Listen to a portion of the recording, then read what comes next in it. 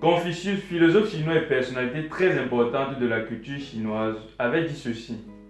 Lorsqu'un homme a faim, il vaut mieux lui apprendre à pêcher que de lui donner un poisson. Alors nous sommes ici aujourd'hui pour parler d'État. Qu'est-ce que l'État? D'une certaine manière, l'État est défini comme un groupement de personnes vivant sur un territoire déterminé et qui sont soumis à un gouvernement.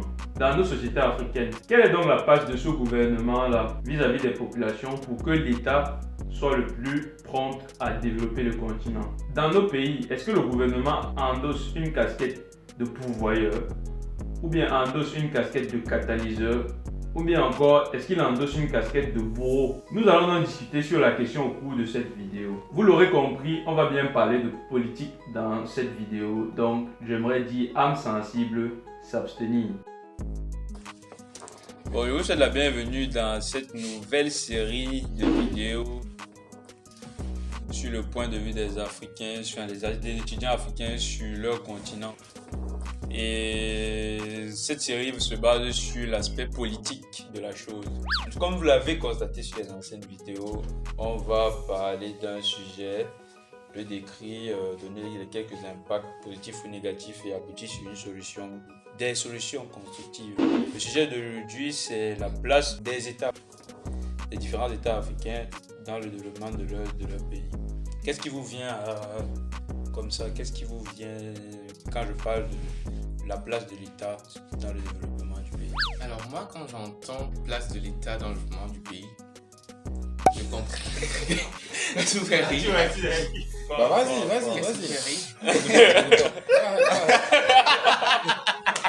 Oh, dis-moi, c'est quoi? Vas-y. Pardon. On recommence. Ok, on commence quoi? Qui se présente même là. Ah oui, le même petit qu'on ne s'est pas présenté. Excusez-moi, j'ai oublié de présenter les deux nouvelles personnes qu'on accueille aujourd'hui. À ma droite, il y a monsieur. Pierre-Ange Lende. À ma gauche, non, tu donnes ta formation. Ah oui, Pierre-Ange Lende, étudiant à l'Université de Technologie de Troyes en 3e année en informatique et système d'information. Voilà, tu n'es pas obligé de donner l'école. Ah, pardon. À ma gauche. Moi je m'appelle Mbaye Salmon Stéphane et je suis à l'Université de 3 en 4e année déjà, en génie mécanique. Maintenant, vous pouvez commencer la confrontation d'idées. Alors moi, quand j'entends la place de l'État dans le développement du pays, je comprends tout ce que l'État, le gouvernement et les politiques doivent mettre sur pied pour améliorer la condition de vie des populations, pour améliorer le quotidien des populations. Développement, c'est population pour moi. État représente les politiques, tous les politiques, ainsi que les hommes et le gouvernement. Parce que pour moi, l'État, ce n'est pas que le gouvernement, c'est aussi les politiques, c'est-à-dire les partis de l'opposition. Quand j'entends État, moi, c'est vraiment l'État au sens global, mais c'est aussi la population. C'est vrai que certains limitent l'État au gouvernement, mais pour moi, l'État est plus global. Du coup, qu'est-ce que l'État, c'est-à-dire tout ce qui tourne autour de la politique, peut faire pour que la population sorte du chômage, sorte des maladies quotidiennes, sorte de la souffrance, sorte de la misère? C'est comme ça que moi je comprends ce terme. Est-ce que vous êtes d'accord avec sa manière de voir les choses ou bien il y en a qui Tout à fait. ça tique un peu dans l'oreille? Ah, moi, ce qui peut tiquer dans mon oreille, déjà, c'est. L'action, c'est quelle est la place de l'État dans le développement d'un pays. C'est bien ça. Donc, dans le développement, qu'est-ce qu'on y met à l'intérieur? Tu as parlé de l'amélioration des conditions de vie des populations.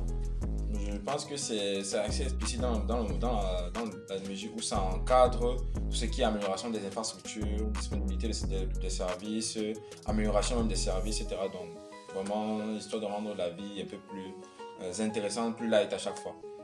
Et pour moi, l'État, sa position, en fait, c'est de définir cette grande direction-là que tout le monde va suivre. Donc, et si on va dans ce sens-là, l'État a effectivement une grande responsabilité dans la mesure où c'est l'État qui dit où est-ce qu'on va et quelles sont les différentes étapes qu'on met sur pied pour pouvoir y arriver. Franchement, aucun de mes copanélistes ne va dire le contraire. L'État, c'est... J'aime envie de dire qu'on ne va blasphémer qu'après Dieu, c'est l'État, quoi. C'est-à-dire que c'est lui par qui tout passe. c'est lui, dès la création des civilisations humaines, qui a décidé de prendre le sort et le destin des populations. Et franchement, certains ont l'habitude de dire, mais débrouillez-vous, l'État ne doit pas tout faire. Mais quelque part, oui, l'État ne doit pas tout faire, mais il doit t'amener, comment dire, À faire. il doit te... Non, on dit quoi? Aide-toi et le ciel t'aidera. J'ai pas envie de dire ça dans ce cas-ci, mais l'État t'a plus t'aider que tu ne t'aides toi-même. C'est si l'État t'aide bien, tu vas pouvoir bien t'aider en fait. C'est comme ça que moi je vois la chose. Pour toi, la place de l'État est dans l'aide ou quoi? Si je demande la place de l'État dans Dis-moi le le développement, confort de la population. C'est-à-dire chaque matin en te levant, tu ne vas certainement voir l'impact que l'État a sur toi, mais il faut qu'il ait cet impact-là.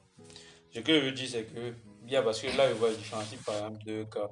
C'est soit pour toi, l'État, c'est juste quelqu'un qui améliore tes conditions de vie, qui te fait te sentir bien. Ou bien l'État, c'est quelqu'un qui met tout en place pour que tu puisses avoir l'opportunité de créer des trucs pour améliorer tes conditions de vie. Est-ce que vous voyez je ne sais pas si vous scindez l'un des deux cas. Il y a des conditions de base quand même. Moi, je Du parle coup, de c'est la quoi, base. c'est quoi pour toi l'État, enfin, ça rejoint, quel des deux rejoint plus l'État, ta conception de l'État? Oui, c'est clair que l'État ne va pas, je ne vais pas dire, je ne vais pas par exemple dire genre, dans un pays tout le monde est millionnaire, tu vois. C'est pas cette vision-là que j'ai de l'État, un État qui rend tout le monde millionnaire. Mais un État par exemple qui se focus sur les pauvres et qui va comment améliorer les choses.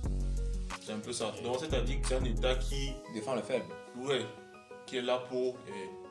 C'est Pauvre. injuste. Et Ok. non injuste. Alors, selon moi, enfin, quand j'entends le terme État, moi je vois un organe. Je ne vois pas celui qui nous mâche un peu le travail, qui nous offre la vie dont nous avons rêvé. Moi je vois l'État comme un organe qui nous permet à nous de nous investir dans le pays. Dans le pays dans lequel nous sommes. Alors moi quand je vois, j'ai entendu vos conceptions, mais ce qui tique un peu pour moi, c'est peut-être le fait que l'État soit peut-être un peu trop sacralisé, selon vous. Pour moi, l'État, c'est un ensemble on va dire un ensemble de patriotes, clairement, qui sont là pour nous donner l'occasion, pour nous donner la chance de nous exprimer, de pouvoir nous faire entendre. Pour moi, c'est tout. Du moment où on a ce groupe de personnes qui nous donnent l'occasion de pouvoir participer au développement du pays, c'est suffisant. L'État, pour moi, n'est pas celui qui va tout nous apporter. C'est la population qui est le cœur du pays. Chacun a entendu le point de vue de tout le monde, on ne va pas s'éterniser dessus. Maintenant, ce qu'on va se demander, c'est quels sont les, je vais pas dire les critiques, mais quels sont les points négatifs que vous pouvez trouver à la place de l'État aujourd'hui dans les pays africains. Déjà, j'ai l'impression qu'ils fonctionnent un peu comme des petites PME, on va dire. C'est-à-dire qu'ils n'ont pas... Dans certains pays, la gestion des affaires, quand tu vois des personnes qui gèrent, comment les gens gèrent les affaires, tu as l'impression qu'ils ne mesurent pas.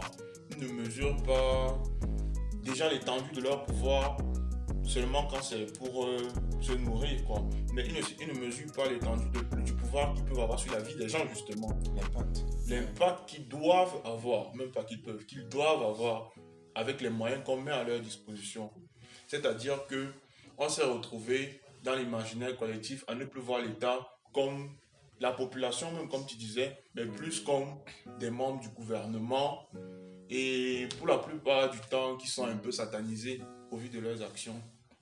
Donc il y a ce gros travail là qu'on doit faire. L'État doit redevenir une machine et non des pièces détachées où chacun essaie de pomper. J'ai envie de dire, c'est pour ça que j'ai insisté sur le terme patriote. C'est un peu ça qui fait défaut. Pour ma part, c'est ce qui fait défaut dans nos États en Afrique. Il y a aussi cette partie, ce volet finalement de l'État qui n'est pas au service de la population. Pour moi, l'État, c'est comme... Pour moi, n'importe quel dirigeant, n'importe quel responsable, c'est quelqu'un qui se met au service des autres. Clairement, c'est se mettre au service des autres. Et aujourd'hui, c'est ce qui nous fait défaut.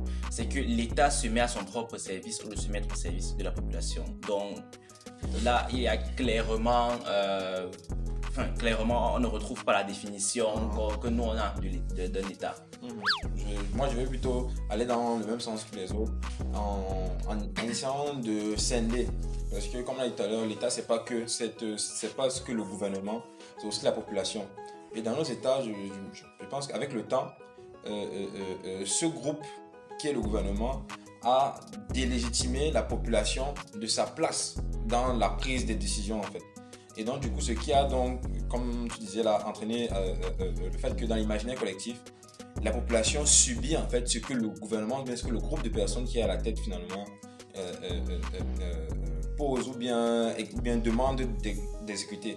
En soi, quelque part, c'est pas très grave parce que finalement, ce sont des élus, entre guillemets, du peuple qui justement se sont fait remarquer de par leurs ambitions, leur patriotisme et qui se sont engagés à se mettre au service. Sauf que bon, là, non seulement il y a ce côté service-là qui n'est pas disponible, et maintenant, s'il faut que le second bras de l'État, qui est la population, prenne le relais, bah, on lui a enlevé justement son pouvoir à lui de prendre le relais et puis de parler. Voilà, de manière institutionnelle. Donc finalement, l'État, du moins de tous ses côtés, est affaibli. Pour pouvoir un peu poursuivre, j'ai même envie de dire que finalement, cette configuration de l'État, on le voit un peu partout dans le monde. Mais la particularité des États africains, c'est que ils ne respectent pas le strict minimum en fait. C'est-à-dire que même aux États-Unis, tu vas voir que quand on parle de l'État, généralement, c'est les gens en haut, nous on est en bas. Mais il y a un strict minimum qui fait que cette population-là ne veut même pas d'abord se révolter. Elle se sent consultée en fait. Parce qu'elle se sent un tout petit peu consultée, elle se sent un tout petit peu choyée. Or, ce n'est pas le cas pour la majorité des Africains. Ok, bon, c'est intéressant tout ce que vous avez dit et moi, enfin, je suis presque du même avis. Mais ne nous limitons pas à ça parce que là, c'est juste, on a dit oui, c'est bien de dire, mais je vais poser une question qui est un peu difficile à répondre. C'est maintenant, qu'est-ce que nous, en tant que citoyens, en tant qu'étudiants africains plus spécialement, là, je parle plus spécialement à ceux qui suivent nos vidéos, qu'est-ce que nous, on peut faire pour impacter cet aspect-là? Quelles sont les pistes, je ne vais pas dire des trucs concrets, mais quelles sont les pistes qu'on pourrait aborder pour pouvoir améliorer les conditions? Moi, je pense que vu que notre programme est destiné à la jeunesse, je pense qu'il faut que la jeunesse africaine, et j'ai même envie de dire mondiale, s'intéresse à la chose politique. Parce que moi, je pense que c'est le nerf de la guerre. Nos aînés ont tendance à nous considérer comme des immatures. Et c'est pas à défaut. Et c'est la raison pour laquelle on fait la chaîne. C'est parce qu'on veut aussi que les étudiants puissent parler et qu'on entende leur voix. Pas juste qu'on dise tu n'es pas encore mature, tu vas voir. Tu vas voir quand tu seras grand. Tout à fait. Pourtant, dans notre part, quand même. Je disais donc qu'il faut que la jeunesse, premièrement, s'intéresse à la chose politique. De façon, au niveau des idées, la jeunesse doit puiser aussi dans les enseignements d'avant. C'est-à-dire, pas se limiter aux petits cours d'histoire géo qu'on faisait juste pour avoir la moyenne, mais qu'on puisse comprendre déjà tout ce qui s'est passé dans l'histoire au niveau des États en Afrique, au niveau de l'indépendance, et que on ait ça en tête chaque jour qu'on se lève. Franchement, c'est vrai que c'est très utopique ce que je dis, mais il faudrait que en chaque jeune africain, on puisse avoir un Oumniobé. C'est pas tout le monde qui connaît Oumniobé, on va juste dire que Oumniobé c'est un militant. Un grand militant c'est un indépendantiste qui a défendu le Cameroun sur le plateau de l'ONU. Bref, je pourrais dire un Kwame Nkrumah ou un Léopold Sédar Senghor. Tout ce que j'ai juste envie de dire, c'est qu'il faut que les Africains en général puissent se rappeler de ce que ces gens ont fait et puis se souvenir aussi que c'était des jeunes à cet âge-là. Bon, ils n'avaient pas... Le monde avait 33, mais 35 ans. C'était des jeunes et on ne va pas nous faire croire que nous, on ne peut pas aussi changer on peut pas changer la donne. Et je disais aussi tantôt que il faut que dans nos actions, on puisse avoir cette idée et qu'on puisse aussi avoir le cran d'aller en politique. Parce que moi, je pense que là-bas que tout se joue. Il faut que les jeunes puissent aller en politique, puissent poser les thématiques qui les intéressent, que ce soit dans des domaines divers.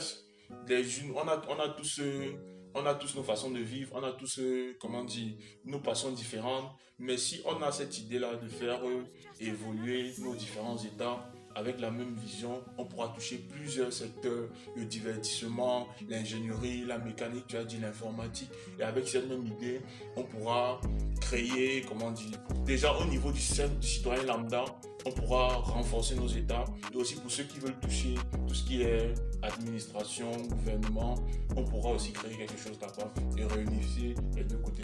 Moi, tu m'as un peu pris les mots dans la bouche. Je pensais effectivement à faire en sorte que les jeunes s'investissent dans la politique. Alors moi, je trouve que c'est vraiment très très important.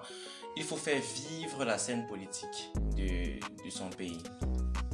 Alors aujourd'hui, on va dire que nous jeunes, déjà on ne suit pas beaucoup de politique, mais en plus on n'en fait pas. On n'en fait pas parce qu'on se dit la scène politique ne ressemble à rien. Des pincettes quand même. Voilà, oui, ok. La scène politique ne ressemble pas à grand chose. On n'a pas de vrai débat entre côtes. Il y en a quelques-uns, je ne refuse pas. Alors le truc c'est, même si c'est qu'on se dit que les élections auront des il y aura des quoi pendant les élections, machin, ok, que le gouvernement ne changera pas, ok, mais il faut quand même que nous fassions vivre notre scène politique, quitte à ce que ça ne change rien sur le moment, que nous soyons fiers d'écouter nos représentants, ou du moins ceux qui veulent être nos représentants. Il ne faudrait pas que parce que tel représentant a eu des problèmes avec la justice et tout, il ne faudrait pas qu'on se dise non, on met la politique de côté. Parce que c'est ce que moi je constate en tout cas. C'est que beaucoup de jeunes vont mettre la politique de côté. Je pense que si on dit à nos parents on fait la politique, ça peut poser problème. Voilà. Ça vient aussi de là. Voilà, exactement. Rares sont ceux qui sont ouverts sur cette question. Ouais. Voilà. Donc il faudrait que nous puissions faire de la politique pour faire de la politique, tout simplement. Si le gouvernement s'accapare les pouvoirs, c'est pas grave.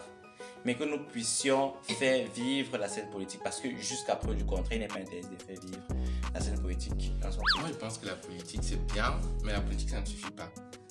Le pays vit sur la base de l'économie. On doit tout faire pour s'investir dans l'entrepreneuriat, pour s'informer sur la chose entrepreneuriale, parce que c'est à travers l'économie qu'on peut reprendre le pays.